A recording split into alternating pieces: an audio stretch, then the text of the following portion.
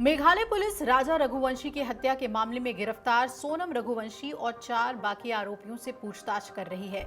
हर दिन चौंकाने वाली जानकारियां सामने आ रही हैं। जेल में उनके लिए डॉक्टर्स की सलाह पर विशेष खाना दिया जा रहा है। आपको बता दें कि सोनम ने पति राजा की हत्या वाले दिन अपनी सास को कहा था कि उसका व्रत है, ये याद होगा आपको। और पुलिस जांच में अब जो जानकारी निकलकर सामने आ रही है वो आपको चौंका देगी। जी हाँ, पुलिस जांच में पता चला है कि उसने लौटकर यानी कि राजा के हत्या के बाद बढ़िया खाना खाया था। आपको बता दें कि सोनम रघुवंशी, राज कुशवाहा, आकाश राजपूत, विशाल सिंह चौहान और आनंद कुर्मी से शिलोंग पुलिस लगातार पूछताछ कर रही है, लेकिन साथ ही साथ उनका खास ध्यान भी रखा जा रहा है ताकि पूछताछ के दौरान उनकी तबीयत न बिगड़े। डॉक्टरों की सलाह पर उनके लिए खाने की व्यवस्था की जा रही है। पुलिस सूत्रों के मुताबिक इन सभी आरोपियों के खान-पान की आदतें पूर्वोत्तर भारत के ज्यादातर समुदायों से अलग है, जिसे ध्यान में रखते हुए पुलिस डिपार्टमेंट ने उनके लिए एक खास व्यवस्था की है ताकि उनके मुताबिक बढ़िया खाना उन्हें मिले। अब उनको खाने में क्या दिया जा रहा है ये भी बताते हैं आपको। बताया जा रहा है कि सोनम को साधारण घरेलू खाना जैसे खिचड़ी, उबली हुई सब्जियां और फल दिए जा रहे हैं, जबकि अन्य आरोपियों की डाइट भी डॉक्टरों की सिफारिश के मुताबिक तय की गई है। हिरासत के दौरान सभी आरोपियों को नियमित रूप से हल्का, सुपाच्य और पौष्टिक भोजन उपलब्ध कराया जा रहा है ताकि लंबी पूछताछ के दौरान उनकी तबीयत न बिगड़े। अधिकारियों ने यह भी बताया है कि सभी आरोपी आमतौर पर शांत बने हुए हैं। पुलिस ने इनके कपड़ों और अन्य जरूरतों का भी इंतजाम किया है। सभी आरोपियों की जरूरी मेडिकल जांच कराई जा चुकी है और फिलहाल उनसे पूछताछ जारी है।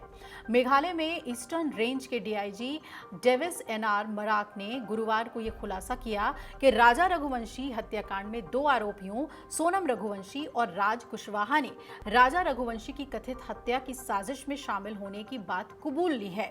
मराक ने जानकारी दी कि सिर्फ साजिश में शामिल होने की बात स्वीकार की है और फिलहाल 5 आरोपियों से अलग अलग पूछताछ की जा रही है।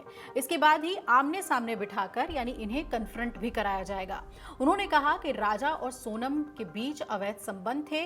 उन्होंने ये भी बताया कि सोनम का प्रेगनेंसी टेस्ट कराया गया था, लेकिन वो गर्भवती नहीं है। उन्होंने कहा कि अगर जरूरत पड़ी तो सोनम को न केवल इंदौर बल्कि जहां भी ले जाने की जरूरत पड़ेगी ले जाया जाएगा।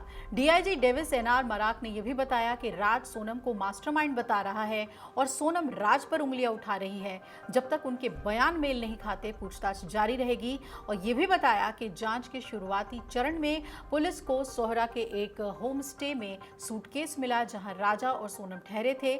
सूटकेस के अंदर जो मंगलसूत्र मिला और एक अंगूठी मिली थी, उसी से पुलिस को संदेह हो गया था कि सोनम उस समय जीवित हो सकती थी। आखिर ये पर्यटक सिर्फ सैर सपाटे के लिए जाते हुए अपना मंगलसूत्र क्यों छोड़ जाएगा। मराक ने यह भी कहा कि जांच की शुरुआत में पुलिस को यह स्पष्ट नहीं था कि यह मामला हत्या से जुड़ा हुआ है, लापता व्यक्ति का है या दुर्घटना का। इस बीच उन्होंने यह भी बताया कि अभी तक यह स्पष्ट नहीं हुआ है कि सोनम ने जांच के दौरान किसी झूठी कहानी को गढ़ने की कोशिश की या नहीं और क्या उसने मोबाइल फोन फेंका या नहीं। उन्होंने कहा कि हमें उम्मीद है कि समय आने पर हम इस बात की पुष्टि कर सकेंगे। लेकिन ये अपने आप में एक चौंकाने वाला तथ्य सामने आया है कि सोनम जो कि 11 व्रत की बात कह रही थी, उस फोन की रिकॉर्डिंग भी हमने आपको सुनाई थी जिसमें वो अपनी सास से कह रही होती है कि मेरा व्रत है और घूमने के लिए मैं अपना व्रत थोड़े ही ना तोड़ूंगी। लेकिन दरअसल उसने कोई व्रत नहीं किया था और राजा के हत्या के बाद बढ़िया खाना आरोपियों के साथ बैठकर सोनम ने खाया था। अगर आप ये वीडियो YouTube पर देख रहे हैं तो हमारे चैनल को सब्सक्राइब कर बेल आइकन दबाएं और Facebook पर देख रहे हैं तो हमारे पेज को लाइक करें।